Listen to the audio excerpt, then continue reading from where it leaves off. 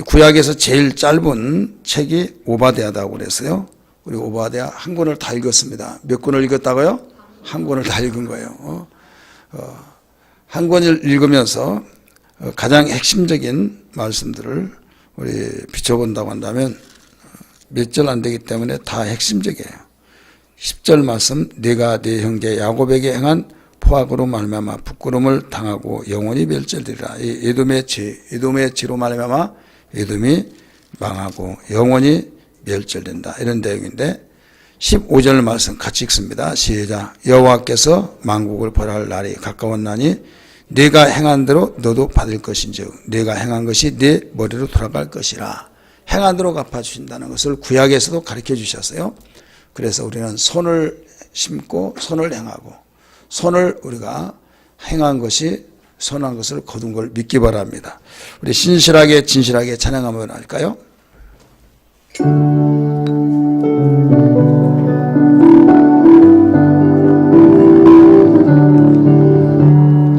진실하게 진실하게 거룩하게 살게 하소서. 진실하게 진실하게 거룩하게 살게 하소서. 진실하게 진실하게 진실하게 진실하게 거룩하게 살게 하소서. 진실하게 진실하게 진실하게 살게 하소서. 하나님 나의 영혼 만져주소서.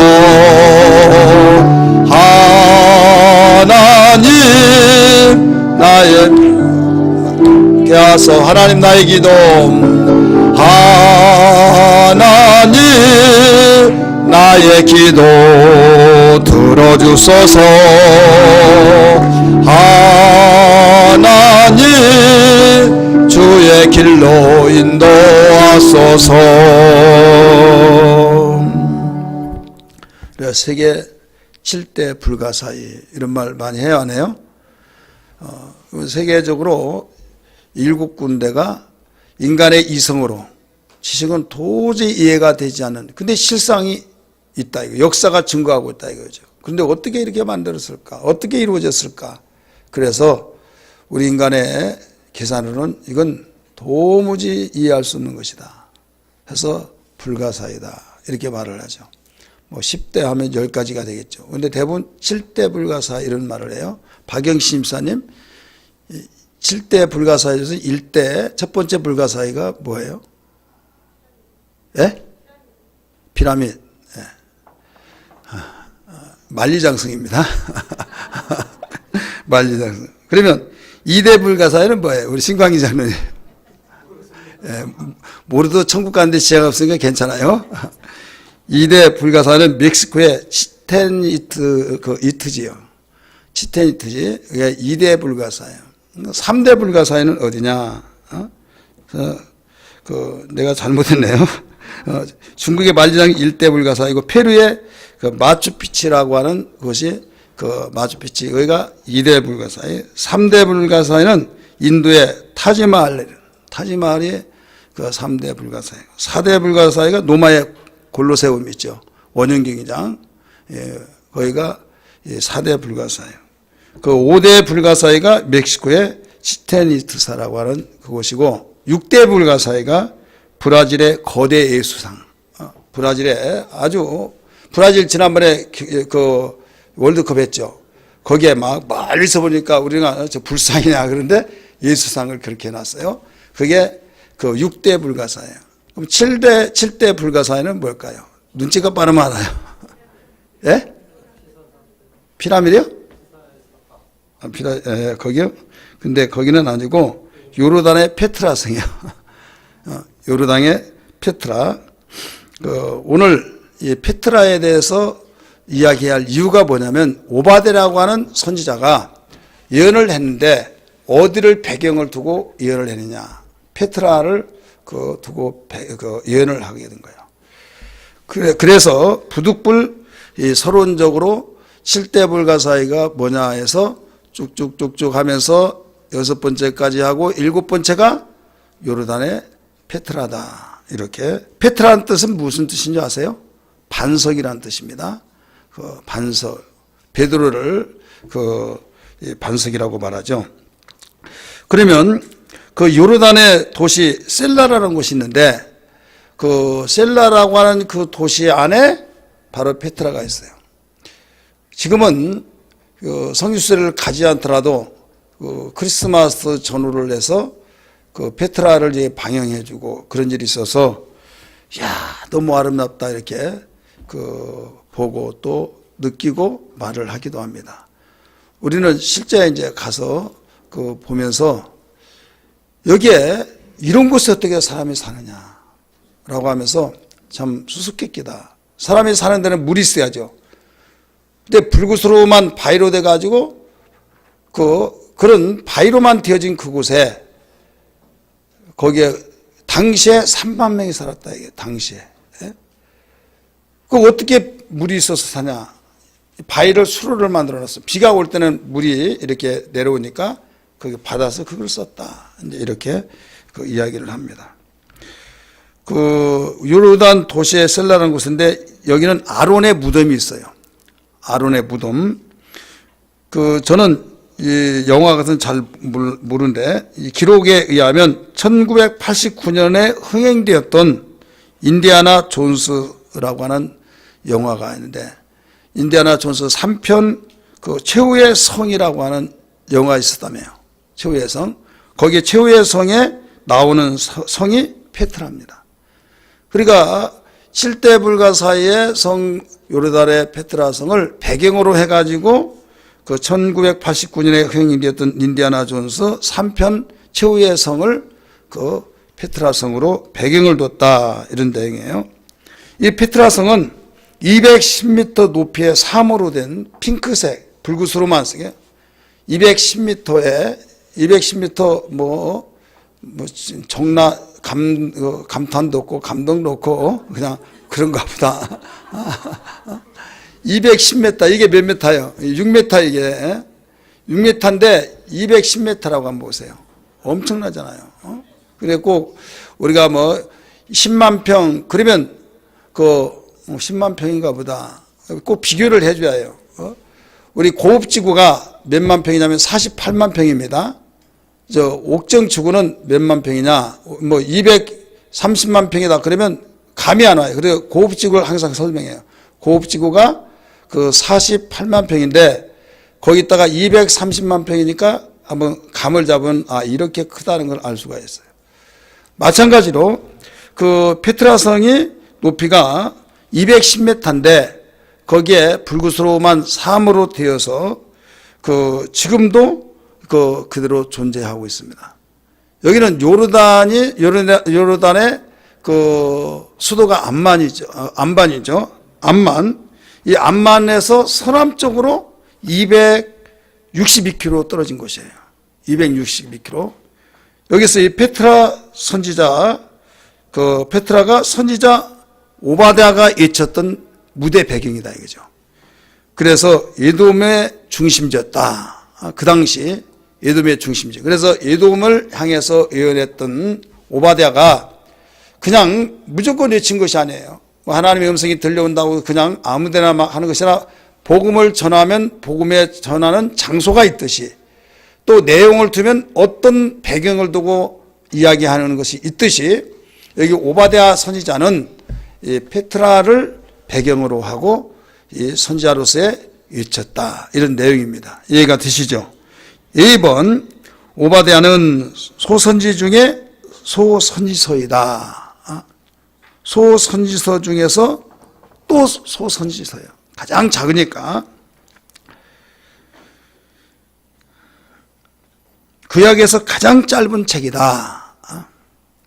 분량이 한 장 21절밖에 안 돼요. 한 장. 유다서도 한 장이죠. 그래서 유다서 같은 경우는 1장 20절 19절 그렇게 말하지 않고 그냥 29절 그러면 어떤 사람은 속도 모르고 몇 장이요? 그냥 유다서 15절이에요. 그러면 목사님 몇 장이에요? 3장이에요? 5장이에요? 왜 장수를 말하지 않아요? 그러면 그분은 성경을 너무 안 읽었는가 보다 알 수 있는 거예요. 오바댜도 그냥 21절 그러면 1장이라는 거예요.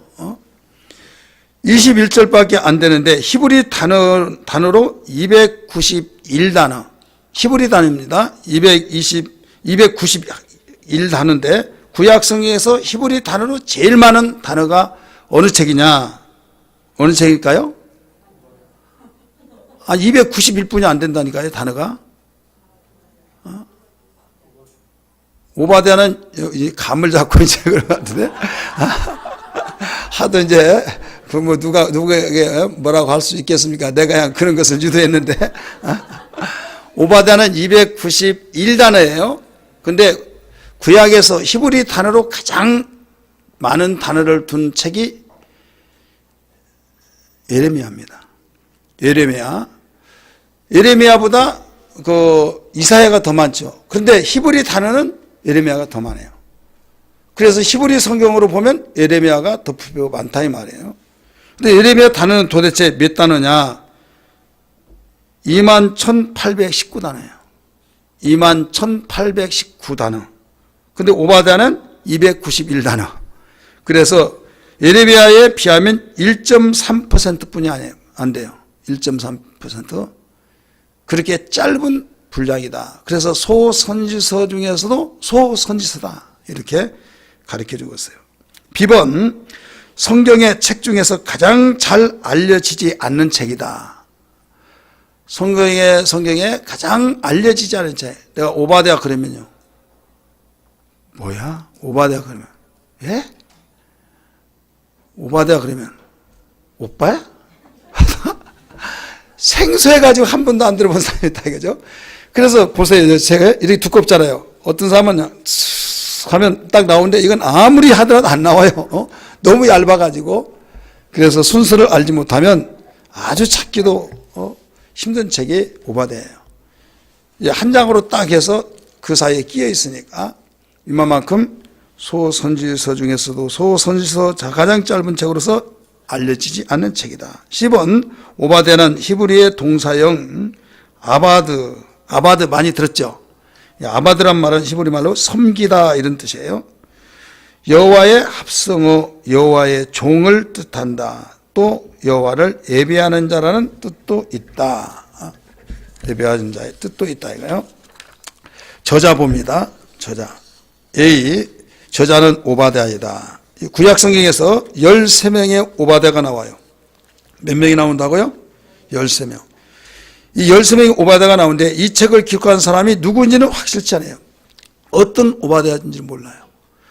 여러분 예수라고 하는 이름이 신약 성경에 많이 나와야 안 나와요?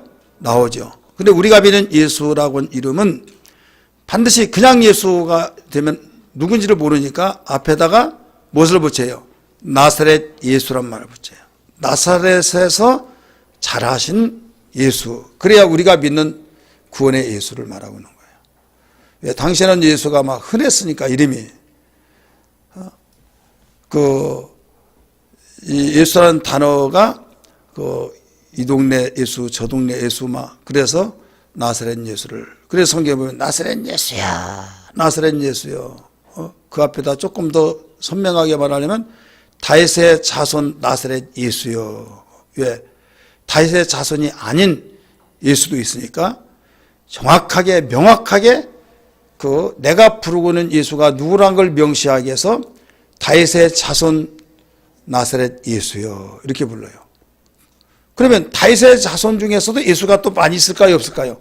많이 있으니까 다윗의 자손 중에서도 나사렛 땅에서 자라난 예수를 구분시키기 위해서 다윗의 자손 나사렛 예수요 이렇게 불렀던 거예요. 마찬가지로 오바댜도 13명이나 나오기 때문에 여기에 어떤 오바댜라고 말을 하지도 않았고 여기 구분하지도 않았기 때문에 어떤 오바댜인지는 모르는데 1장 1절 말씀 보니까 분명히 가르쳐 주죠. 주 여호와께서 에돔에 대하여 이와 같이 말씀하시니라 쭉 나오면서 여기에 일러주고 있습니다.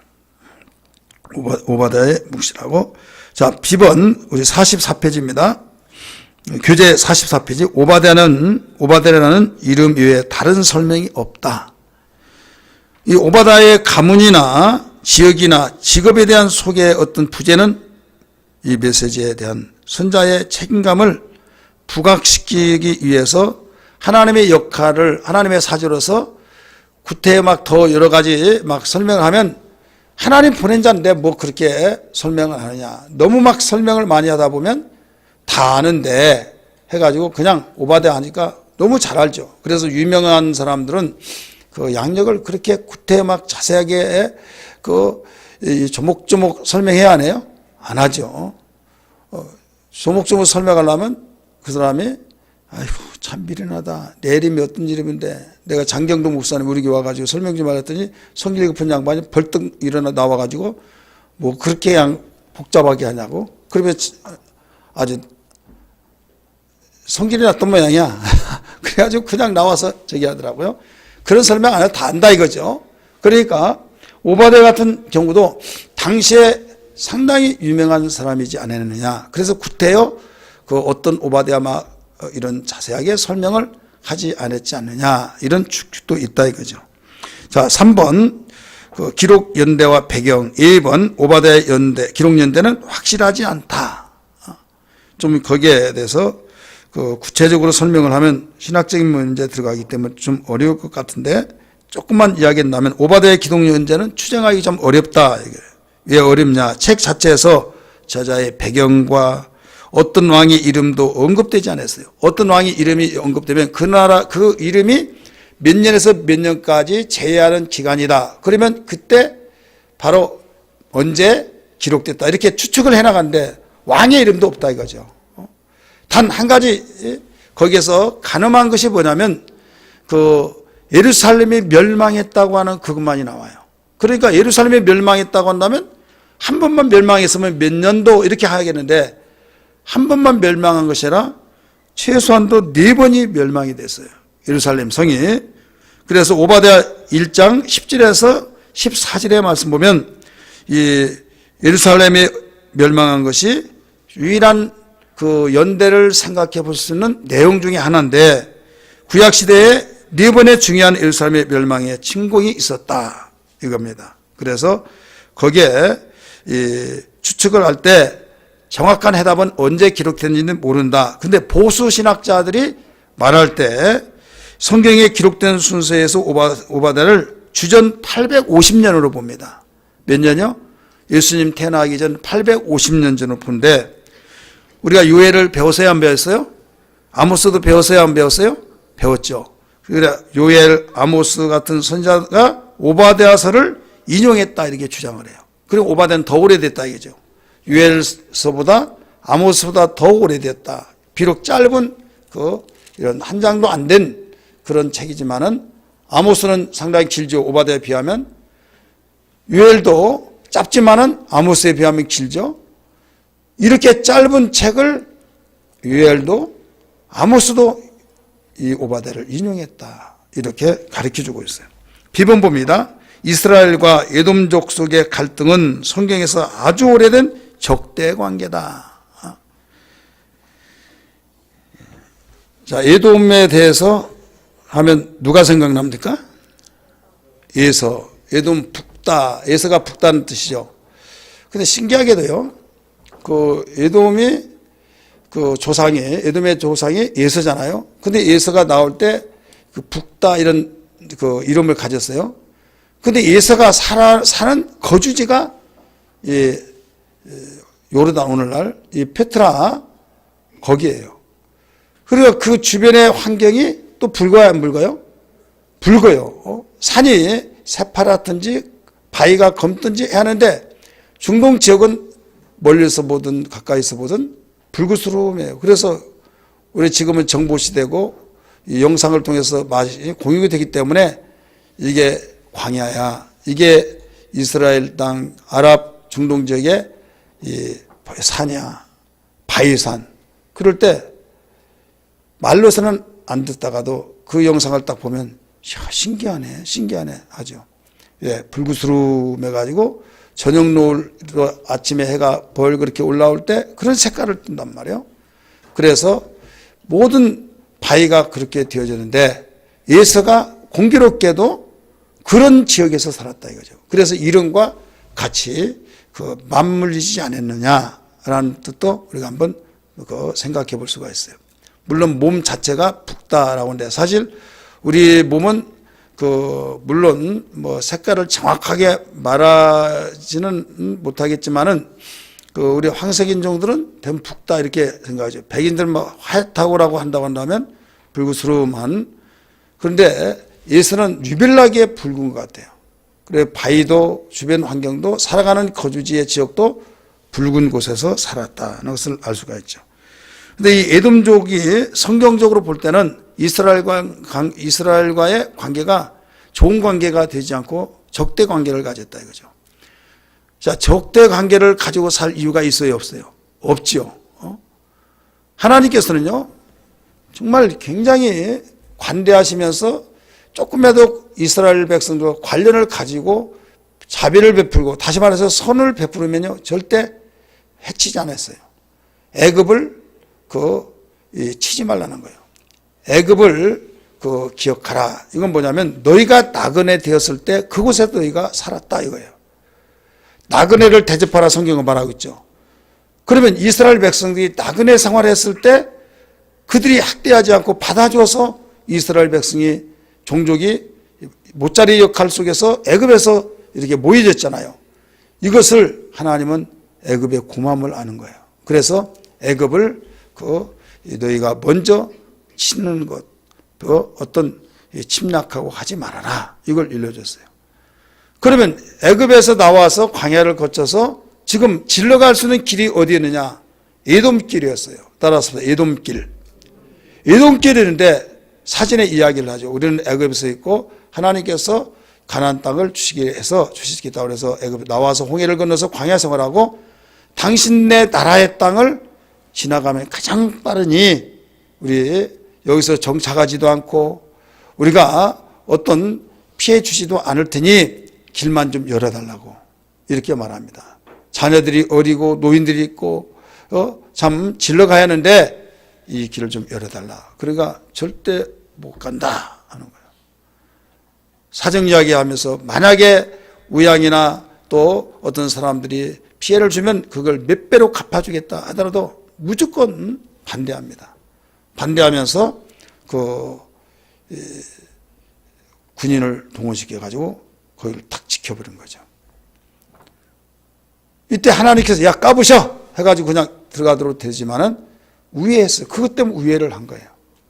그래서 거기서부터 이 관계가 지금 어그러지기 시작합니다. 사람은요, 내가 처음부터 저 사람과 관계를 악화시켜서 이렇게 만들겠다 이렇게 되어진 경우도 덜어 있겠지만은 대부분 그렇지 않습니다. 좋은 관계를 맺으려고 하는데 어떻게 하다가 보니까 좋은 관계를 만들어내지 못하고 본의 아니게 내가 그 사람하고 언성을 높이고 좋지 못한 관계가 되었어요. 그러면 내가 미안하다고 하면서 빨리 해결하면 되는데 이제는 시간이 되어서 대부분 사과하는 것도 기회가 있고 어떤 분위기 조성이 있어요, 없어요? 있죠. 말해, 사과해, 맞아, 나 따라와, 그러면 못 이긴 듯이 하면서 따라가서 이렇게 서로 이야기하면 괜찮은데요. 그때가 지나가 보니까 새롭게 하려고 하니까 이미 시간은 오래되었고 또 사과하려니까 미심쩍하고 또 멍하고 좀 겸연쩍해서 그렇게 쉬운 것이 아니다 이거죠. 그래서 기회가 항상 주어질 때 미루지 않고 하는 것이 지혜고 그게 나에게 그런 모든 문제를 해결해 나가는 계기가 된다는 걸 알아야 될 줄 믿습니다. 여기에 에돔족이 그때 문을 열어줬으면 사이좋고 또 어려움 당하지 아니하고 그럴 텐데 그때부터 꼬이기 시작하면서 사실 하나님은 왜 그를 치지 말라 해놓은 하면 에돔은 너희 형제니라 했어요. 따라서 너희 형제니라. 왜 형제입니까? 아브라함의 누구예요? 손자잖아요. 따라서 아브라함의 손자다. 그래 아브라함의 친손자예요. 그러니까 얼마나 가까웠습니까?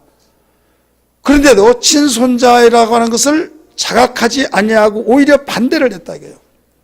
여러분 우리는 가까운 사람이 가깝게 하지 않으면 뭐만 있겠습니까? 앙숙이 된 거예요. 우리 옆에 분에게 우리는 가까운 사람입니까? 먼 사람입니까? 한번 물어보세요.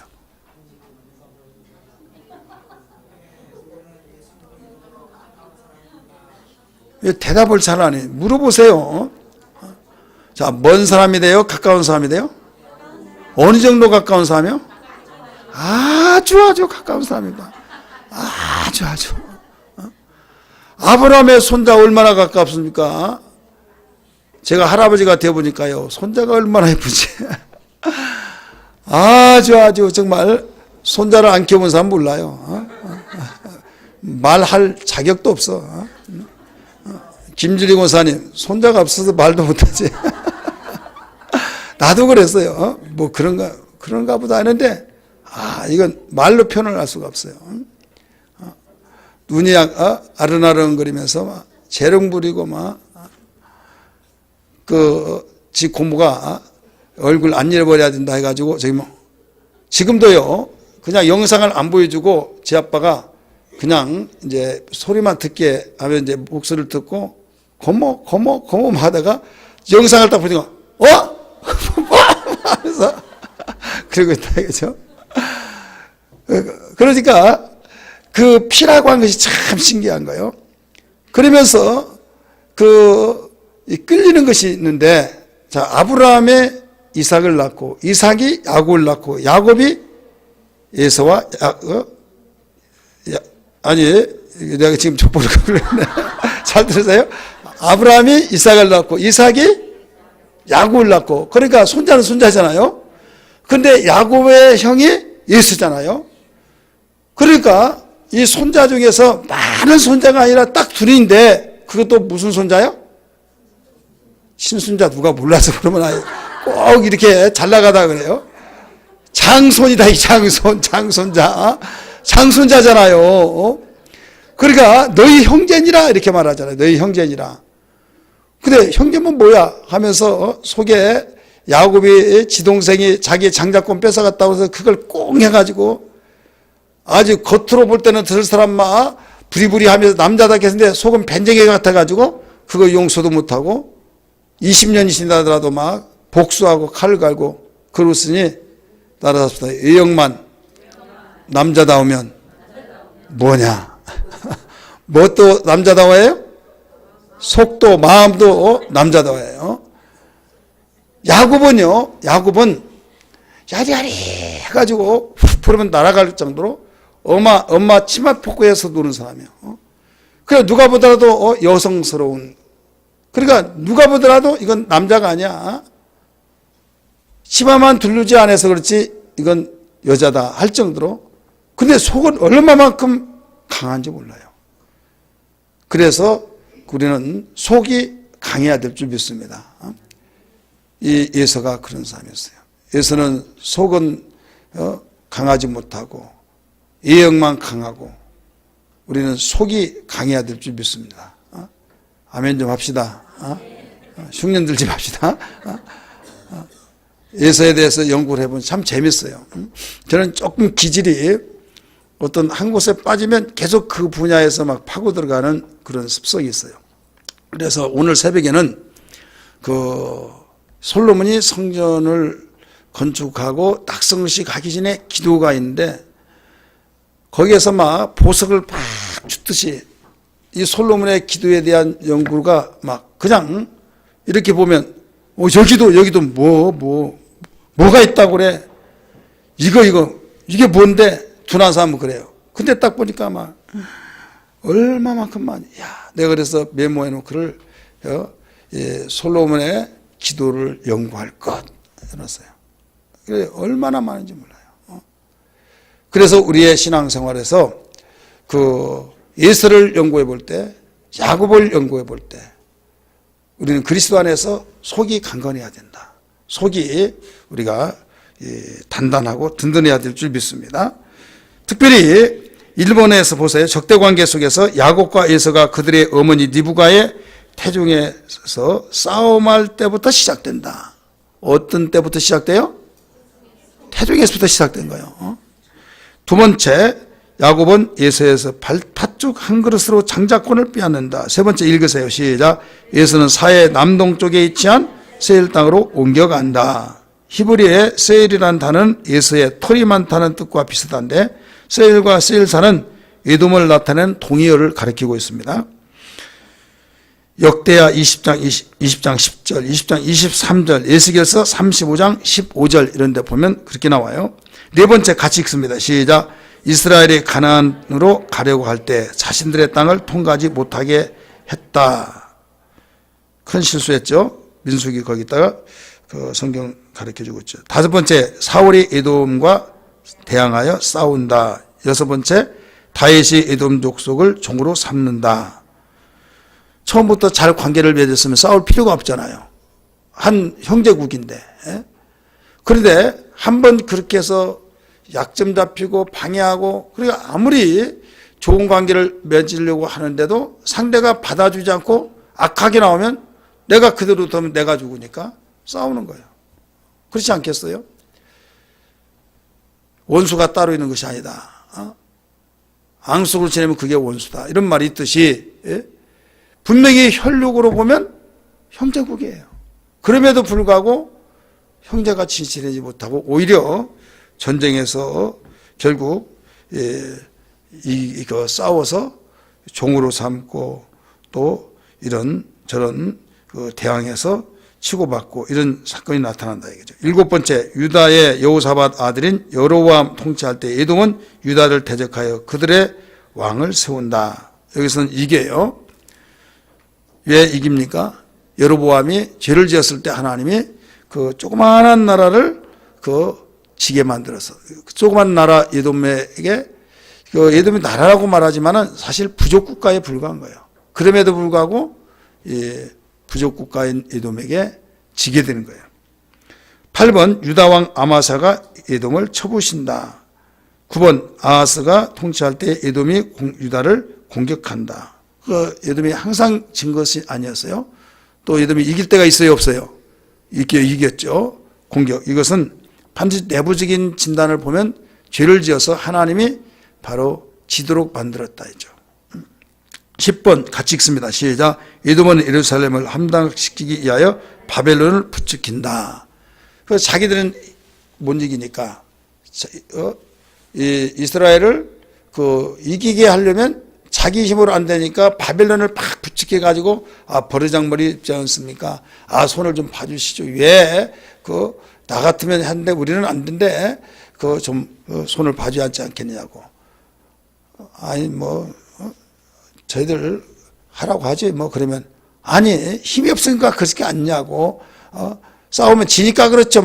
그러니까 막 부추겨 가지고 성질 나니까 지기는 예죠. 한번 보여줄게 하면서 보여달라고 해서 그렇게 부추겨서 이스라엘을 못 살게 하는 이런 나라가 에돔이다 이거예요. 45페이지 알고 계십니까? 같이 읽습니다.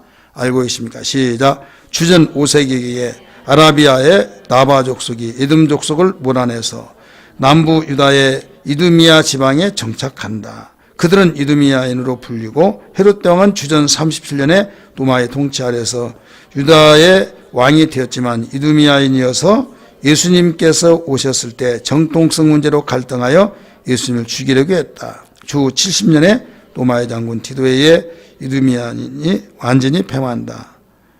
우리 성경에는 이두메 이렇게 나와. 이두메. 그 헤롯이 유대인이 아니다 이런 말을 하잖아요. 그래서 에돔 족속을 몰아내고 주전 5세기 중에 아라비아 나바 족속이 자리를 잡고 이두메로 이루어진 거예요. 그리고 거기에서 헤롯이 나오고 로마에 침략되어서 이두메의 나라, 이두메의 족속인 헤롯을 왕으로 딱 세우니까 정통 유대인이 아니다 이거죠. 그렇기 때문에 인심 얻지 못하고 그래서 헤롯이 어떻게 해서 내가 인심을 좀 얻을까 해가지고 성전을 건축해 준 거죠. 이스라엘 역사의 성전 역사가 어떻게 돼요? 첫째로 무슨 성전이에요? 솔로몬의 성전. 두 번째는요? 두 번째 성전 임명 집사님 몰라요? 누구한테 물어볼까? 이렇게 보세요. 저 한번 찾아보세요. 윤정남 안수사님, 두 번째 성전이 무슨 성전이에요? 뭐 안수사님 아무라도 된 거 아니에요. 스룹바벨 성전이요. 근데 스룹바벨 성전도 나중에 또 무너져요. 자, 세 번째 성전이 무슨 성전이에요? 헤롯 성전이에요. 헤롯 성전은 예수님이 이렇게 말하죠. 성전에 들어갔을 때 돈 바꾸고 비둘기 팔고 송아지 팔고 그래서 너희가 강도의 소굴을 만들었다 하면서 채찍으로 노꾸로 채찍 만들어서 양 다 막 쫓아내고 상을 뜰 엎어서 너희가 강도의 소굴을 만들었다. 내 아버지 집은 만민이 기도하는 집이다 했어요, 안 했어요? 그 성전이 헤롯 성전이에요. 이 성전 헐어버리라! 이 성전은 헐어버리면 내가 3일 만에 이렇게 세우겠다 이렇게 말하죠. 그러니까 3일? 그러면서 뭐라고 나와요? 요한복음에 2장에 이 성전은 몇 년? 46년 동안 지역권을 저자가 누구길래 3일 동안 이렇게 세운다고 하냐. 이거 뻥치지 마라 이거예요. 거짓말하지 말아라 이거예요. 그러니까 46년 동안 졌다 이거예요. 그러면 솔로몬 성전을 몇 년 지었습니까? 7년 지었어요. 그러면 46년 동안에 비하면 이건 세발의 피해 아무것도 아니에요. 이렇게 어마어마하게 그 시간적, 물질적 모든 것을 거대한 물자를 동원시켜서 지었단 말이에요. 46년 동안. 그러니까 감을 좀 한번 연상해 보세요. 이렇게 재원을 쏟아 부으면서 40년 동안 성전을 지은 이유가 뭐냐? 이것도 유대인이 아닌 이두메인 헤롯이 이건 정치적인 전략으로 성전을 건축한 거예요. 유대인이 하나님의 성전이 없을 때 노마에 의해서 일어났으면 불타버렸잖아요. 그러니까 이 예루살렘의 성전이 불타서 없어지고 이제는 다시 재건을 해서 근데 유다인들은 자리고를 못하니까 여기에 수완이 좋고 정치적인 굉장히 능수능란한 이 헤롯이 재원을 단에서 끌어와 가지고 40년 동안 성전을 지으니 고마워요, 안 고마워요? 고맙죠. 그것 때문에 헤롯이 정치적인 생명이 길게 된 거예요. 여기에서 이두메인이라고 하는 그것 때문에 로마의 정부로부터 임명이 되어서 왕은 됐지만은 유다 백성들이 유대인의 왕이니까 지지는 해주지 않죠. 이거 아주 골치 아픈 거예요. 이게 뭐 왕이요? 우리 민족 아니야. 말 듣지도 않고 빈정대고 비웃고 그래 이게 왕의 권위도 떨어지고 굉장히 힘들어서 막 다 죽이라. 그러면 백성이 없는 왕이 필요가 없고 또 로마의 제국 아래에 있을 때 그 문제가 일어나면 또 문책받을 것 같고 그래서 고심고심하다가 달래는 식으로 여기에 성전을 지어준 거예요. 그래서 이두메 하면 헤롯 이렇게 생각하면 됩니다. 특징 봅니다. 1번 오바댜는 수사학적인 강조와 투명한 열정의 스타일로 말씀을 전한다. 자, 수사학에 대해서 지난 시간에 들었어요? 안 들었어요? 다 잃어버렸어요? 잃어버렸어요? 안 잃어버렸어요? 잃어버렸으면 그냥 잃어버린 대로 하세요. 또 이야기할 수 없지 뭐. 별 수가 없어요. 자, 수사학적인 강조. 그래서 이스라엘의 수사학이 발달됐다고 그랬어요. 투명한 열정의 스타일로 말씀을 전했다. 그는 듣는 자들의 마음을 변화시키기 위해서 오바댜 1장 1절부터 18절 시에 대해서 가르쳐줘요. 시. 그 다음에 시 중에서 산문 있죠.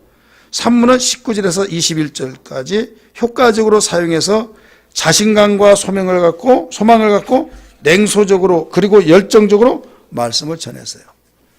그래서 누구나 잘 알아듣고 그 이스라엘의 수사학을 그 기법으로 해서 그 시를 동원시키고 산문을 동원시켜서 그 특징으로 말씀을 전했다 이런 말씀입니다. 비번 오바댜는 전통적인 언어와 주제를 자신의 뭐예요? 창의적인 스타일로 메시지를 전한다. 자기 스타일이 있잖아요. 목사님들마다 자기 스타일이 있어요. 그래서 오바댜도 그 스타일이 있는데 창의적인 스타일이다. 누구의 말을 했던 것을 인용해 가지고 아니면 그 복사해서 이렇게 사용한 것이 아니라 창의적인 거. 자, 오바댜는 짧다고 그랬어요. 근데 요엘도 이 오바댜에 인용해가지고 또 아모스도 오바댜 것 가지고 사용했다 이거죠. 근데 오바댜는 누구 것을 인용하지 않고 창의적인 면에서 사용했다. 이게 바로 오바댜의 특징이에요. 오바댜 21절 전체가 성경 다른 곳에서 스타일과 이미 전했던 메시지를 언급하고 있는데 이 내용이나 주제는 이미 구약의 다른 곳에 계속 전달이 되었어요. 오바댜가 그것을 인용한 것이 아니라 다른 기자들이 오바댜 것을 바로 사용했다 이거예요. 이것은 창의력이 있으니까 그렇죠. 제가 책을 쓰면서 어떤 이야기가 나오냐면 책 쓰는데 신경 많이 쓰지 않습니까? 하면서 왜 그러냐고 했더니 이런 뭡니까? 다른 사람 거 이렇게 뺏겨 가지고 하는 거 뭐라고 그래요? 예? 다른 사람 거 막 표절. 이 표절에 대해서 그래서 아니 뭔 표절이냐고 아니 자기 거 다 제기한 거 아니냐고 그랬더니 아니 어떻게 그걸 다 쓰냐고 이런 이야기를 해요. 근데 한꺼번에 앉았으면 못하죠. 매 주마다 자기가 써서 그냥 이제 한 편의 설교를 그냥 말로만 한 것이라 글로 남기기 굉장히 어렵거든요. 매주마다 그렇게 한다 이거요. 그러니까 누구의 의식할 필요도 없고 내 속에서 창의력이 나온 거거든요. 창의력이. 그래서 이거 언젠가는 인터넷 치는데 이거 많이 들어본 거다. 그래서 딱 이렇게 봤더니 출처 그러면서 원문하면서 딱 그걸 눌러봤더니 애광교회 카페가 딱 나오면서 애광교회 출처 애광교회에서 너무 글이 좋으니까 자기의 카페 만들어 놓고 거기다 올려놨어요. 홍보해 준 거죠. 그래서 우리 교회 지금 139명이 회원인데 거기에는 목사님들이 굉장히 많아요. 그 왜 많냐라고 했을 때 짐작컨대 목사님들이 많이 보게 되는데 특별히 절기 설교할 때는요. 저기 기다렸듯이만 많이 보게 되죠. 그 때문에 오늘날 너무 목사님들이 표절을 많다 막 이런 말을 하니까 이걸 표절하지 못하게 해야 된다. 등록해야 된다. 막. 그러니까 한쪽에서 댓글 뭐라고 단 줄 아세요?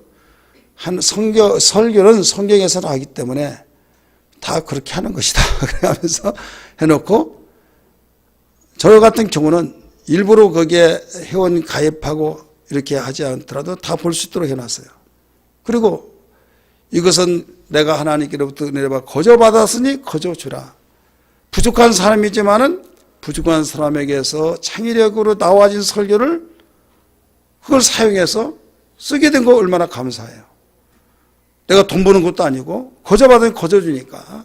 왜 이런 말이 지금 나온가 하면 오바다의 이 내용은 표절이 아니라 인용해서 나온 것이 아니라 이건 창의력을 통해서 다른 선지자들이 오바댜 것을 갖다 썼다 이거예요.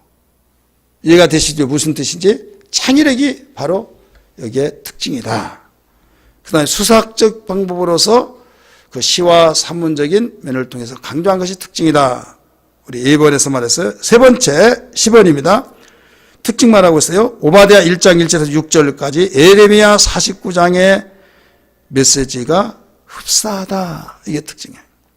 예레미야 49장 9절에 10절, 49장 14절에서 16절에 나타난 예레미야의 에돔에 관한 메시지는 오바댜 1장 1절에서 6절의 메시지와 거의 같습니다. 그러니까 예레미야까지도 이 오바댜의 그 내용을 인용해서 사용했다고 하는 사실을 알 수가 있는 거예요. 오바댜의 저작 시기가 확실하지 않기 때문에 누가 누구의 것을 인용한 것은 확실하지 않지만은 창의력이라고 한다면 예레미야도 이 오바댜의 메시지를 인용했다 하는 것을 알 수가 있습니다. 비록 짧은 291단어밖에 되지 않는 예레미야의 그 히브리 단어의 1.3%뿐이 안 된 단어지만은 여기에는 이만큼 놀라운 특징이 있다. 그래서 그 하나님께서 오바댜를 창의력 있게 귀하게 사용하고 있다는 것을 알 수가 있습니다. D번 같이 읽을까요? 시작. 오바댜는 여러 이방에 대한 하나님의 심판을 전하는 다른 선지자들과는 달리 사해 동쪽에 위치한 에돔이라는 나라에게 메시지에 초점을 맞춘다. 이사야, 예레미야, 에스겔, 아모스, 스바냐 같은 사람은 그 이방인의 나라를 예언하기를 했죠. 이방의 나라, 다메섹에 관한 경고라, 에돔에 대한 경고라, 바벨론에 대한 경고다, 블레셋에 대한 경고라, 이런 말이 이사야, 예레미야 같은 데 나와야 나와요. 나오죠. 그런데 여기에 오바댜는 그렇지 아니하고 오직 한 나라, 한 족속인 에돔족에 대해서만 딱 포인트를 잡고 에돔에 대한 족속에 대한 거기만 집중적으로 예언을 하고 있다. 이런 말씀이에요. 이게 바로 특징이다. 개관, 구성과 강조점, 초점. 보세요. 1장 1절에서 9절은 에돔의 멸망에 대해서 가르쳐주고 있어요. 강조점은 심판의 확실성을 가르쳐주는데 그 이유는 초점이 교만이다.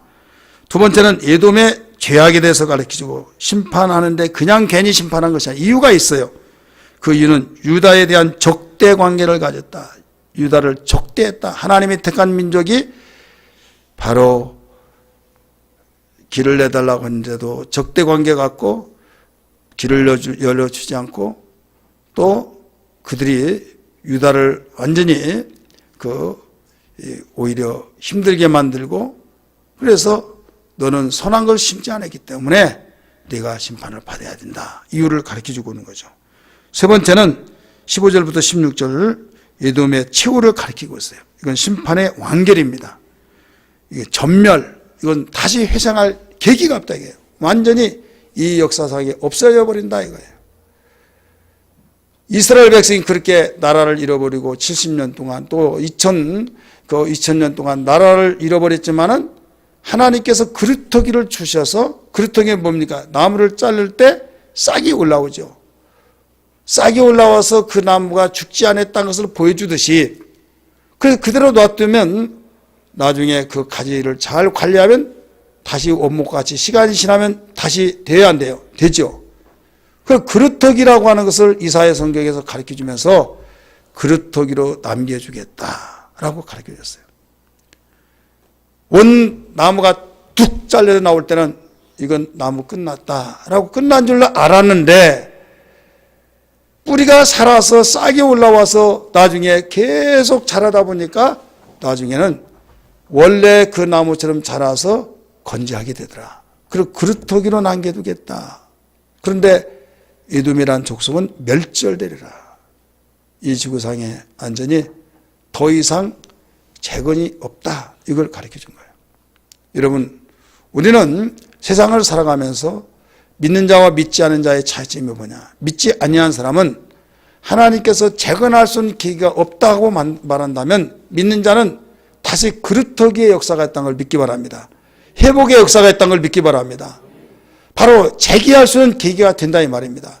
그러니까 바울이 말하기를 내가 망한 것 같지만은 망하지 아니하고 자 누가 볼 때는 망한 것 같아 똑같이 망했어. 그러나 망하지 아니하고 예수님이 우리의 믿음의 모델로서 보여줬잖아요. 강도가 양편에서 죽습니다. 예수도 가운데 죽습니다. 다 망했어요 안 망했어요? 망했어요. 근데 예수는 살아납니다. 두 강도는 살아났어요 안 살아났어요? 그러니까 안 살아났으니까 망하고 예수는 살아났으니까 바로 역전이 된 거예요. 근데 그 예수로 끝난 것이 아니라 우리는 그 예수를 마음속에 영접해서 내가 예수 안에 예수가 내 안에 있음으로써 예수가 부활의 첫 열매로 우리에게 소망을 주셔서 첫 번째 부활은 예수요. 그 다음은 예수에게 붙어있는 가지요 해서 예수 믿는 사람이 그와 같이 똑같이 이루어진다 이거예요. 바울이 망한 것 같으나 나는 망하지 않고, 무명한 자 같으나 유명하고, 없는 것 같으나 있는 자가 되고, 계속 그래서 고백했던 거예요. 여러분, 예수 믿고 힘들고 환경이 뒤집혀지고 정말 내놓을 만한 것이 없고 부끄럽고 현재 나는 말할 어떤 계기가 아니다라고 해서 부끄러워하면서 어깨 처지고 웅크리고 초라한 모습을 하고 생각하지 마세요. 당당해야 될 줄 믿습니다. 우리 옆에 분에게 당당합시다. 당당하라 이거예요. 왜 당당하냐? 나는 망한 자가 아니에요. 그렇다기에 역사가 있는 것을 알고, 그래서 확신 갖고 우리는 믿음으로 사는 거예요. 현재 어려운 건 하나님이 공사 중 해서 우리는 확신해야 될 줄 믿습니다. 자, 어려울 때 뭐라고요? 예. 그 오래도록 어려우면 큰 공사 중. 예. 그렇지 않습니까? 국제빌딩 짓고 63빌딩 똑같이 지는데 국제빌딩 다 올라가고 있는데도 63빌딩 공사 기초가 안 끝났어요. 그러면 공사를 안 해서 그렇습니까? 근데 결국은 국제빌딩과 63빌딩의 스케일이 달라요. 그리고 명성이 달라요. 그러니까 여러분이 기도하고 말씀 뜻대로 살고 또 하나님 뜻대로 살려고 하는데 어렵고 힘들고 왜 나는 피어진 것이고 나는 왜 되는 것이었고 입으로 다 쏟아버리지 말고, 오늘 말씀 듣고 보니 목사님이 어려운 가운데서도 더 계속 끊을 줄 모르고 계속 어려움이 있는 것은 큰 공사 중이라고 말씀해 싸우니 주여 믿음으로 살게 하여 주옵소서 하시길 바랍니다. 확신 갖기를 바랍니다. 우리 교회 신앙생활 하면 소망 가질 텐데, 믿으면 잘 됩니다. 잘 되기 바랍니다. 어리면 왜 그렇고 나를 버렸나 하면서 막 굉장히 그 갈등 속에서 스스로 침몰해버리는 사람들이 많이 있는데, 여러분, 그래서 성경은 오직 의인은 무엇으로 말미암아 살리라? 할렐루야. 믿음으로 말미암아 살리라. 너무 중요한 거예요. 많은 사람이 환경을 봅니다.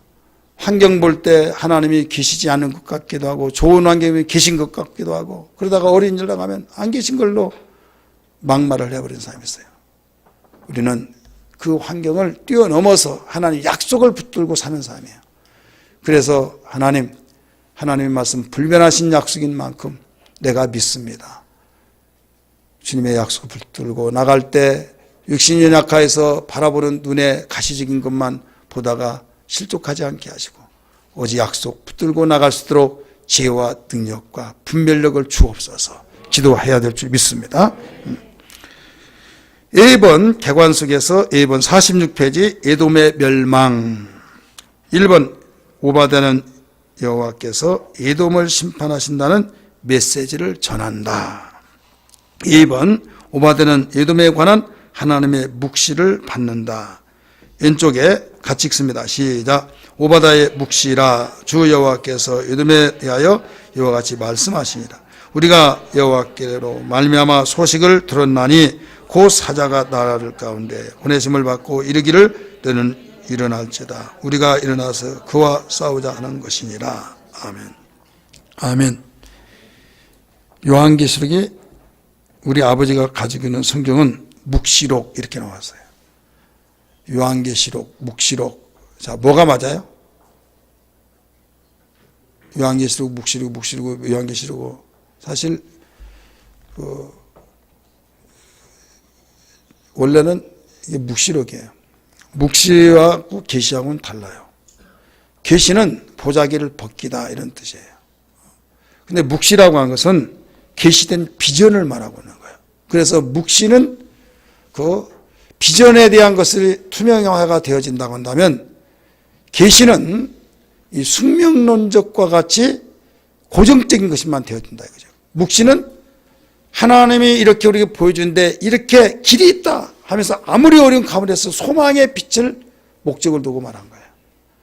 그래서 아무리 어렵지만은 비전이 있으면 힘이 있고 기댈 곳이 있기 때문에 어려운 것을 이겨낼 수 있다는 걸 믿기 바랍니다.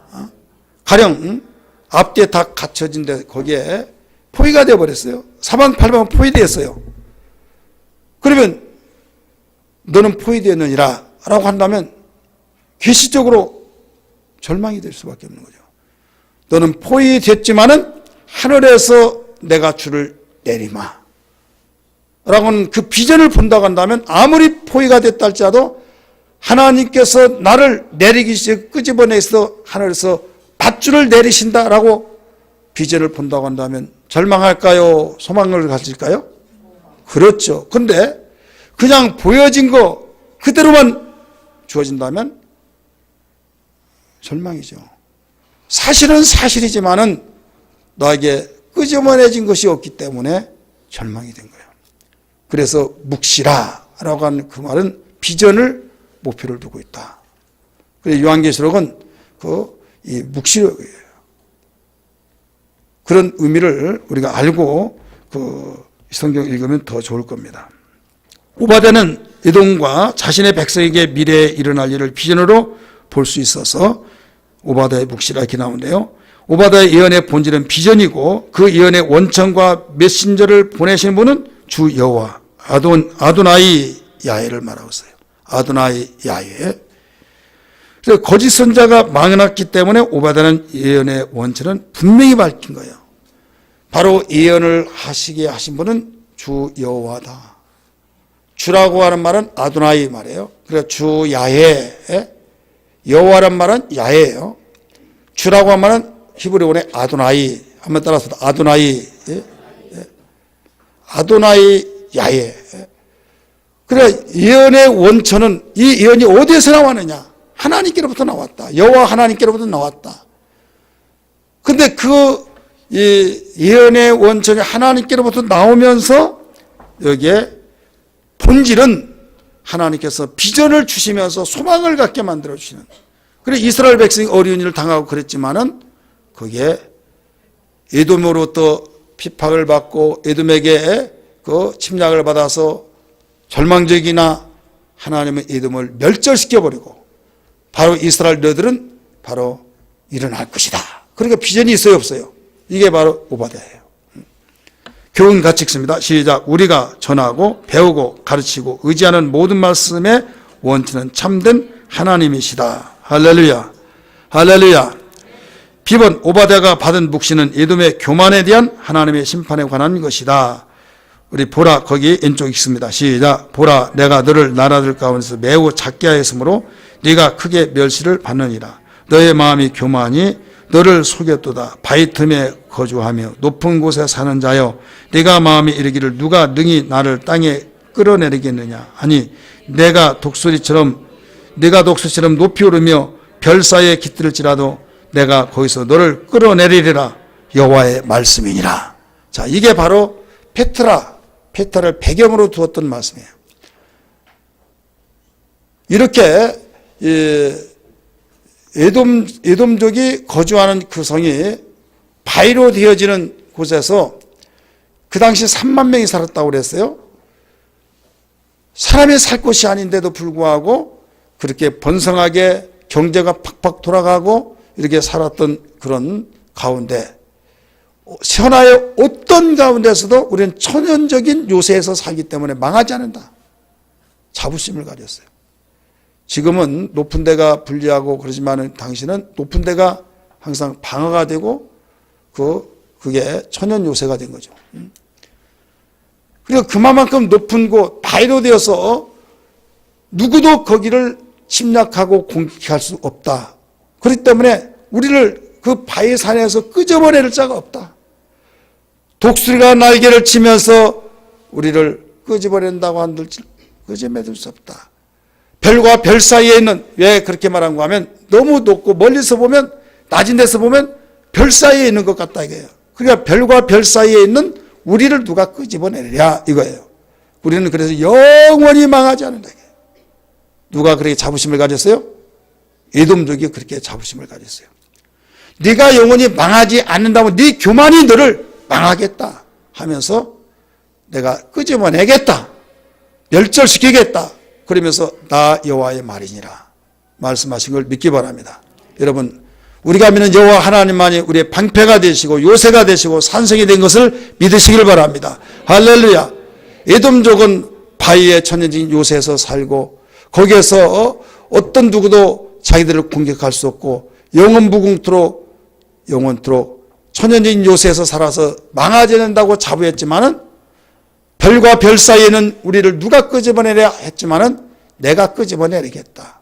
교만이 너를 속이게 했고 네가 망하게 됐다. 이걸 일러준 것처럼 우리는 다윗이 승리자가 된 것은 다윗이 여호와만이 나의 산성이시오, 여호와만이 나의 바위시오, 요새시오, 피난처시오, 구원의 뿌리시오 고백했던 그 신앙의 고백대로 다윗이 하나님을 의지했던 걸 믿기 바랍니다. 나의 힘이 되신 여호와여, 내가 주님을 사랑합니다. 주는 나를 방패시 나의 요새시라. 주는 나를 건지시는 나의 주 나의 하나님, 나의 피할 바위시요 나의 방패시라. 우리 손 들고 부릅니다. 나의 하나님, 나의 하나님, 구원의 뿌리시요 나의 바성이라. 나의 하나님, 나의 하나님, 그는 나의 여호와, 나의 곳에 나의 생명 대신 나의 생명 대신 여호와여, 내가 주님을 찬양합니다. 주는 나의 사랑이시오니 나의 의지시라. 주는 나를 이끄시니요 나의 인도하시니 나의 생의 목자 되시니 내가 따르리라. 나의 하나님, 나의 하나님, 생명의 면류관으로 내게 씌우소서. 나의 하나님, 나의 하나님, 그는 나의 여호와, 나의 구세주. 할렐루야. 에돔이 망하게 된 것은 천연적인 요새를 가지고 있다고 해서 누구도 우리를 끄집어낼 수 없다, 우리는 망하지 않는다, 이 교만이다 이거예요. 하나님이 못하실 것이 없죠. 다윗은 쫓기고 쫓긴 가운데서도 망하지 않은 것은 여호와가 나의 방패시오, 구원의 뿌리시오, 산성이시오, 요새시오, 힘이시오. 하나님이 자기의 구원자라는 걸 고백하고 그렇게 믿고 살았기 때문에, 여러분, 내가 하고 있는 일은 장래가 있고 나는 이래서 나는 정말로 이럴 거야 라면서 하나님 등한시 여기는 미련한 자 되지 말고 어려운 관에서도 하나님이 함께 하시면 된다. 할렐루야. 하나님이 밀어주고 후원자 되면 모든 것을 하나님이 표적으로서 역사하셔서 축복하신다, 이런 확신하고 그런 고백으로 나가야 될 줄 믿습니다. 할렐루야. 이 에돔은 유다에 비해서 아주 영토가 작습니다. 사회적인 지위가 작음을, 굉장히 작았음을 오바댜는 강조를 하고 있어요. 그렇게 작으면서도 천연적인 요새 때문에 우리는 망하지 않는다 이거죠. 내가 비록 여차여차해서 나는 연약하지만은 내 주변에 백그라운드가 있다. 내가 누구도 알고 하면서 그런 거 의지하다가 너 교만 떨지 말아라. 다윗 같은 경우는 하나님, 나는 비천합니다. 작은 지역에서 별 볼 일 없는 총구석에서 나는 태어났고 우리 아버지의 가문 자랑할 수도 없는 그런 곳에서 나는 막내 아들로 태어났습니다. 하나님이 나를 도와주지 않으면 살아갈 수가 없습니다 하면서 오직 하나님 의지하고 하나님 바라보고 구원자, 산성, 피난처, 요새, 구원의 뿔, 이것을 고백하며 살았기 때문에 이겨냈던 것처럼 우리 오늘 여기서 가르치는데, 에돔은 건방 들다가 교만하다가 오만하다가 주제넘게 생활하다가 그가 망하게 된 것이다. 그 예언을 멸절이라고 받게 된 것이다. 그래서 다른 사람한테는 다른 사람에게도 겸손하겠지만은 여러분 하나님 앞에는 더욱 겸손해야 될 줄 믿습니다. 따라하십시다. 에돔은 주제넘게 건방 떨고 오만하고 방자하고 교만하다 떨다가 결국 그렇게 된 거예요. 교훈같이 봅니다. 시작. 교만은 주제 파악을 못하고 하늘 높이 치솟으려고 하나 결국 나락으로 떨어지기 마련이다. 10번 오바댜는 에돔이 약탈을 당하고 동맹국으로부터 배반을 당한다고 예언한다. 오바댜는 에돔이 동맹국으로 배반을 당한다. 에돔도 약탈을 당한다. 아니 그렇게 천연적인 요새에서 하늘의 무별 사이에 있으면서 우리는 끄떡없다 하는 그들도 하나님이 약탈당한 자를 마음에 긁어놓으니까 그런 가운데서도 바로 약탈을 당하더라 이거죠. 그걸 예언한 거예요. 그렇게 찰떡같이 믿었던 동맹국도 배반하다 이거죠. 우리는 어디까지나 겸손히 우리에게 살 길을 하나님의 축복을 이루어지게 만들고 있는 걸 믿기 바랍니다. 그 1장 5절 같이 봅니다. 시작. 혹시 도둑이 내게 이르렀으며 강도가 마음속에 내게 이르렀을지라도 만족할 만큼 훔치면 그치지 아니하였겠느냐. 혹시 포도를 따는 자가 내게 이를지라도 그것을 얼마쯤 남기지 아니하겠느냐. 네가 어찌 그리 망하였는고 이야기하고 있죠. 왼쪽에서도 같이 읽습니다. 시작.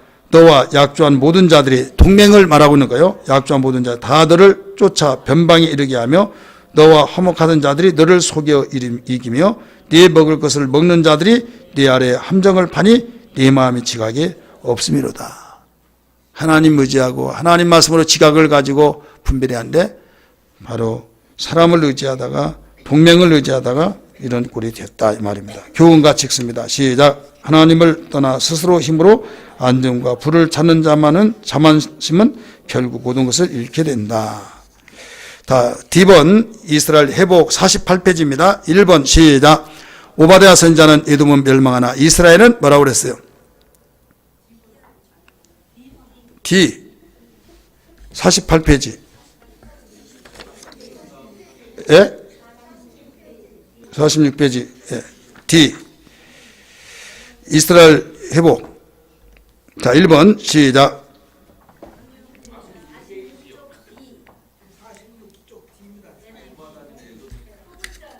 예.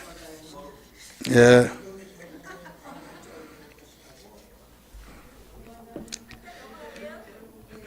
넘어갈까요? 예. 자, 지금 A번부터 보자. 그러니까 알았어요. 아는데. 자, 지금 개관에서 봐요. 46페이지 에돔의 멸망 나오죠. 1번 오바댜는 여호와께서 에돔을 심판하시는 메시지를 전한다. 2번 나왔고 그 다음에요. 예. 예. B번 예, 알았어. D번 오바댜는 에돔이 결국에는 다 멸절될 것이라고 예언한다. 그 다음에 여기 에돔이요. 왼쪽 그 성경 생략하고요. 에돔에서 가장 지혜 있고 지각 있는 자도 에돔을 구원할 수가 없다. 이거예요. 드만은 에돔의 조상 예세의 손자에서 유래된 말인데 에돔 전체를 가리키고 있는 것이 바로 그 드만 혹은 대만이라고 이렇게 말합니다. 교훈 같이 읽습니다. 인간의 지혜와 힘과 안전은 한계가 있어 완전하지 못한 영원하지 못한다. 우리 47페이지 B번 에돔의 죄악. 이 오바댜는 에돔에 대한 심판의 이유를 밝히고 있어요. 그냥 심판이 아니라 이유가 있다 이거예요. 그들의 죄악된 태도와 유다를 적대시하는 그들의 행위에 대해서 지적을 하고 있죠. 그래 하나님이 행하신 대로 갚는다고 15절에서 가르쳐 주었죠. 오늘 읽었던 말씀 1번 오바댜는 에돔이 그의 형제나라 야곱의 불행과 고통을 즐거워한 죄악된 태도로 인해 멸절될 것이라고 예언한다. 우리 12절 같이 읽습니다. 오른쪽 시작. 내가 형제의 날 곧 그 재앙의 날에 방관할 것이 아니며 유다 자손이 패망하는 날이 기뻐할 것이 아니며 그 고난의 날에 내가 입을 크게 벌릴 것이 아니며. 유다가 어려운 일을 당했어요, 안 당했어요? 당했을 때 기뻐하고 그 손뼉치고 그러지 말아라. 여러분 주변에서 그 예수 믿는 사람이 조심해야 할 것이 뭐냐면 나를 힘들게 하는 사람이 어느 날 어려운 일을 당했어요. 나를 힘들게 만들고 지가 잘 될 줄 알아? 하면서 우리 인간이기 때문에 어떻게 보면 고스름한 그런 생각이 들려고 그래요. 그때는 사탄아 물러가라 하면서 내가 이렇게 사악해졌습니다 하면서 곧바로 우리는 돌이키면서 회개할 줄 알아야 될 줄 믿습니다. 잘잘못은 하나님이 따질 것이고 보라고 하나님 되려면 분이라고 나한테 그렇게 마음 아파하고 지가 잘 될 줄 알아서 누가 보면 상황적으로 볼 때 맞는 말 같아요. 그러나 설상가상 그럴지라도 우리는 그렇게 말해서는 안 된다. 믿으시기 바랍니다. 오히려 그 어려운 일을 당할 때 찾아가서 우리가 위로해주고 손을 붙잡고 기도해주고 이것이 믿는 사람으로서 원수 갚는 것은 하나님께서 다 갚아서 알아서 해주니까 우리는 우리가 사랑으로 허물을 뜯고 위로해주고 격려해주고 지금 에돔이 그렇게 하지를 못했다 이거죠. 유다가 어려웠을 때 손뼉쳤어요. 기뻐했어요. 하나님이 그걸 보시고 너 그것 때문에 너 심판받는다 이거예요. 굉장히 우리에게 중요한 교훈을 주고 있습니다. 47페이지 에돔의 죄악 봅니다. 오바댜는 에돔에 대한 심판의 이유를 말하는데 그들의 죄악된 태도와 유다를 적대시하는 그들의 행위에 대해서 지적하는데 1번 오바댜는 같이 읽습니다. 시작. 오바댜는 에돔이 그의 형제나라 형제 불행과 고통을 즐거워하며 죄악된 태도를 인해 멸절일 것이라 예언한다. 우리 2번 봅니다. 교훈 생략하고 시작. 오바댜는 에돔이 그의 형제나라 야곱이 고통을 당할 때 그들이 저지른 행동으로 인해 멸절될 것이라고 예언한다. 우리 오른쪽 한번 같이 읽을까요? 시작.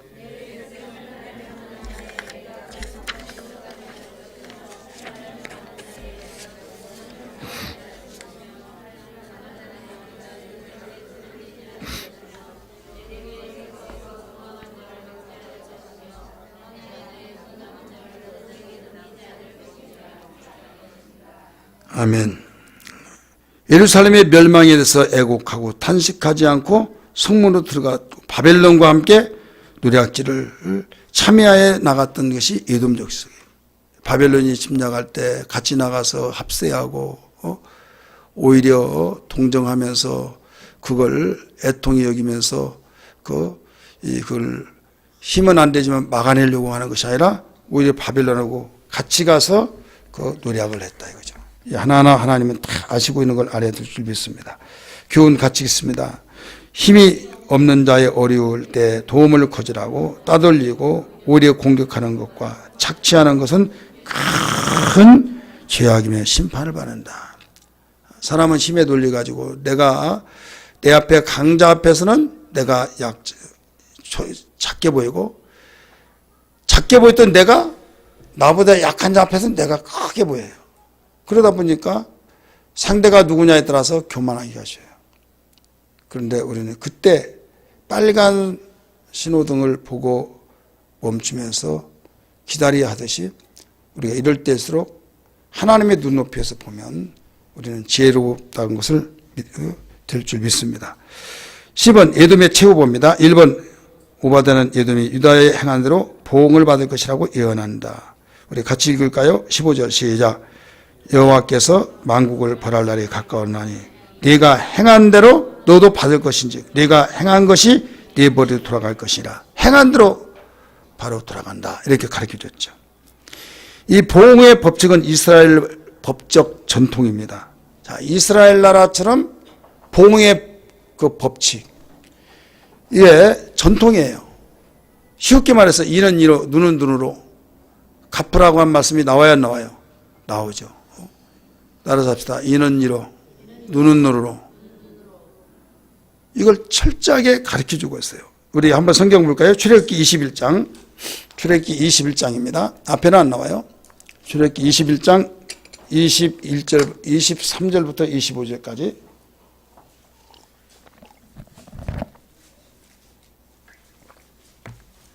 같이 읽으세요. 시작. 출애굽기 21장 23절부터 25절 시작.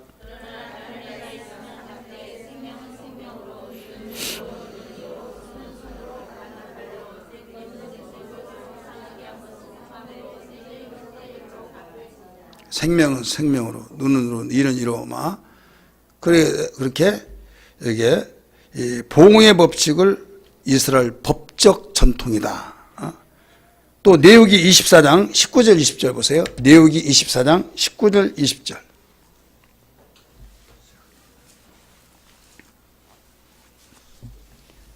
먼저 찾으신 분 읽습니다. 내후기 24장 19절 20절 시작.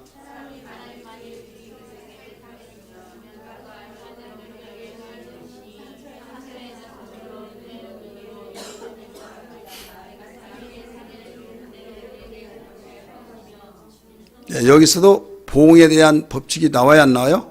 나오죠. 그 이스라엘 백성들은 율법 정신을 가지고 반드시 그 보응의 법칙의 전통을 가지고 살기 때문에 팔레스타인하고 이스라엘하고 항상 찌걱거려야 안 그래요? 서기술에 갔는데 가이드가 뭐라고 하냐면 이스라엘 너무했다. 근데 너무한 건 너무한 건데 꼭 맞을 짓을 한대요. 팔레스타인. 이스라엘이 먼저 건드는 법이 없대요. 왜? 율법적인 정신을 입각해서. 이기지도 못할 팔레스타인 그들이 오늘날로 말하면 팔레스타인이지만 성경적으로는 블레셋 지역입니다. 그들이 아주 덤벼든대요. 덤벼들면 한 대 때리면 거기서 두 대 때려. 그래서 여기서 딱 날리면 거기서 또 뿅 해가지고 그래 결국은 손해가 누가 보냐? 이 팔레스타인들이 그렇게 손해를 본다 이거죠. 얻어맞을 것을 자청한다 이거죠. 절대로 그들은 먼저 건들지 않습니다.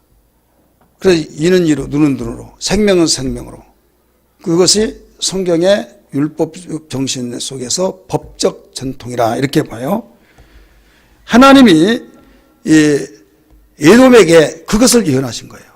너희가 행했던 대로 너희가 그대로 내가 갚아주겠다. 그래서 심판하겠다. 보응하겠다. 이것을 예언한 겁니다. 교훈같이 읽습니다. 하나님께서는 사람들이 다른 사람에게 악을 행한 방식대로 그들에게 갚으신다. 그러니까 우리가 갚으려고 생각하면 안 돼요. 하나님이 갚아주니까 우리는 그냥 하나님께 맡기라는 거예요. 내가 갚으려고 하면 죄를 집니다.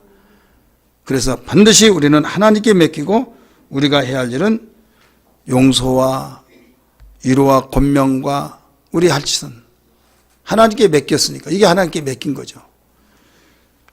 두 번째, 오바댜는 에돔이 지상에서 멸절될 것이라고 예언한다. 멸절.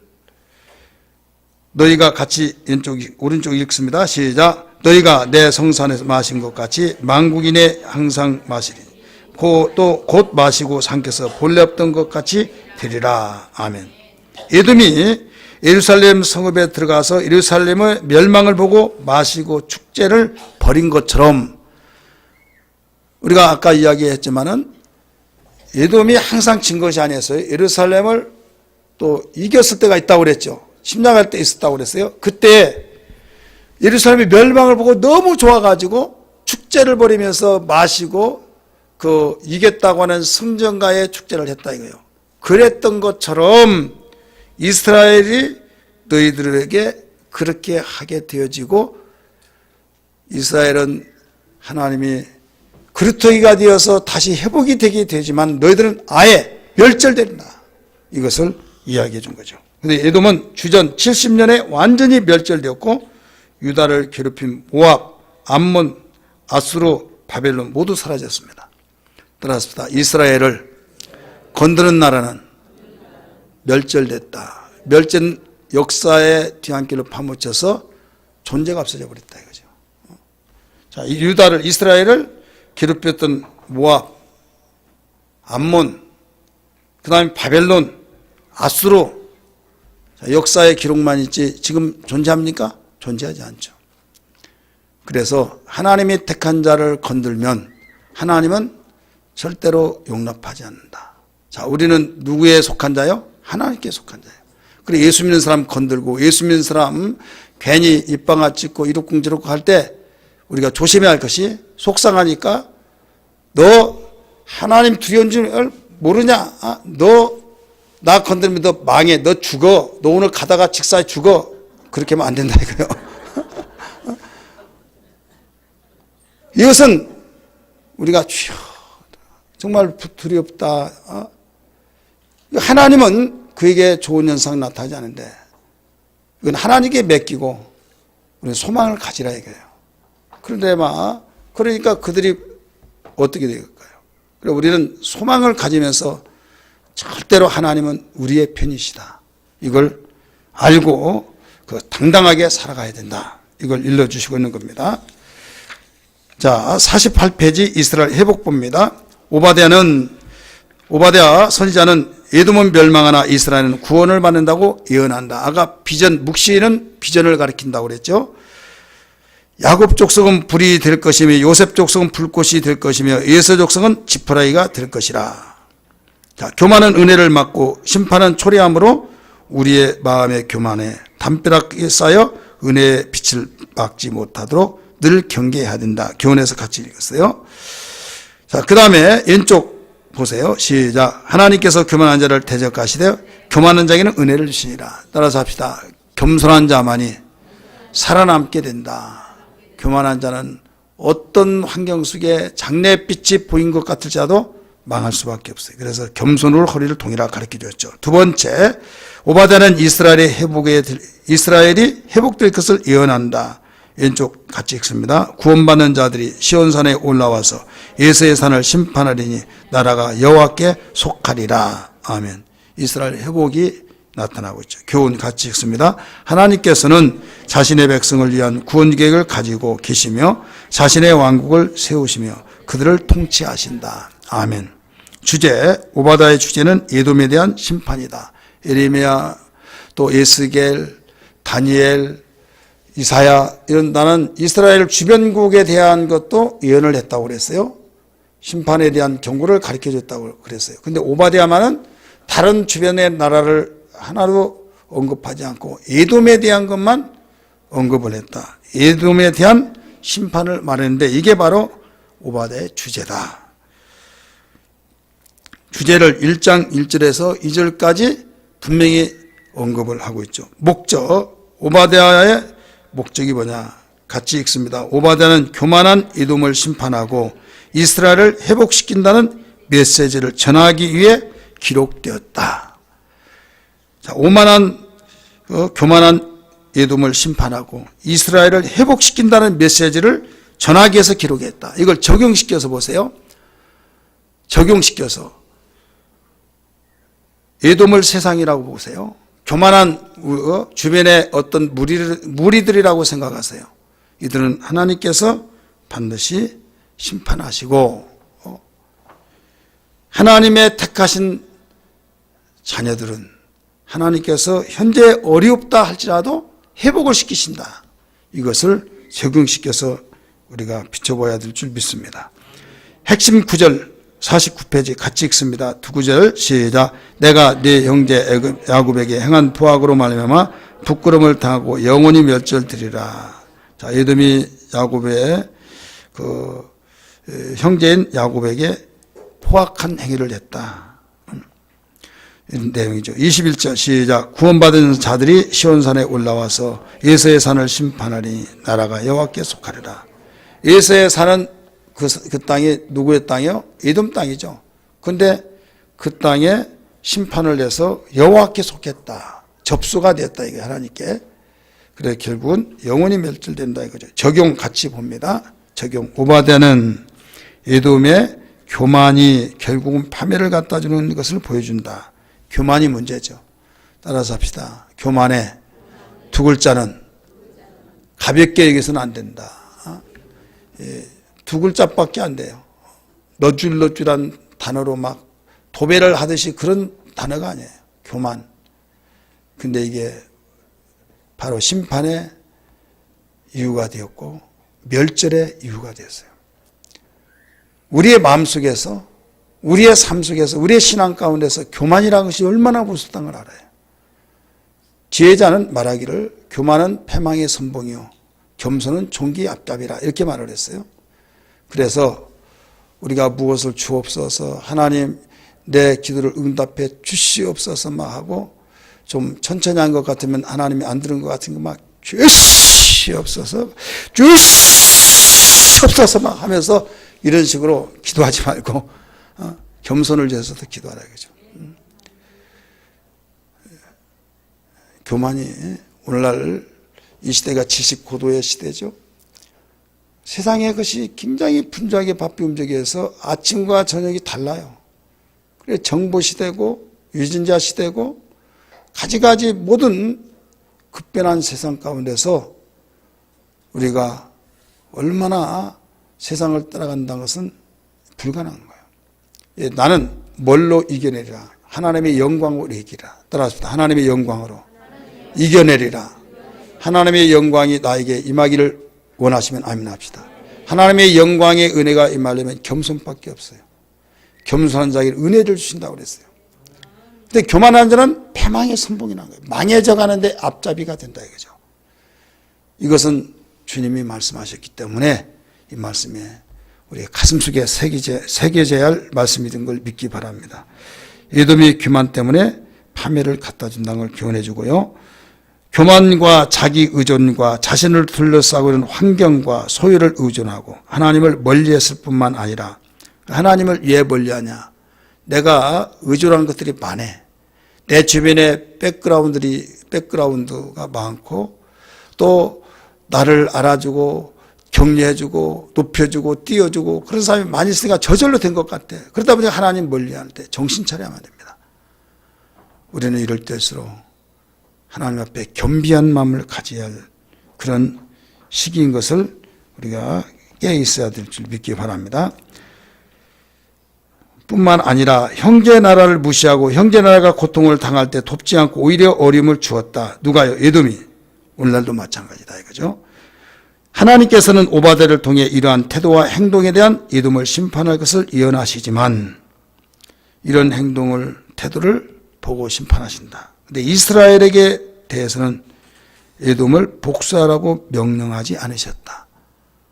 내가 알아서 처리해 주겠다. 네가 복수하는 것이 아니다. 그러니까 여기서 우리 교훈해 준 것은 나를 힘들게 하고 너무 나를 아프게 했던 것을 내가 복수하는 것을 원치 않으신다. 하나님이 알아서 하십니다. 분명히 이스라엘에게 야 내가 원하오니 에돔을 복수하라 이렇게 말하지 않았다 이거죠. 적대감을 가지라고 하지 않았다. 에돔은 이스라엘을 괴롭혔지만, 에돔은 이스라엘에게 형제를 보여주지 못했지만 이스라엘은 에돔을 어떻게 할 것인가? 우리는 이 질문에 우리 각자의 대답을 해야 된다. 나는 형제니 이웃을 어떻게 대하고 있는가?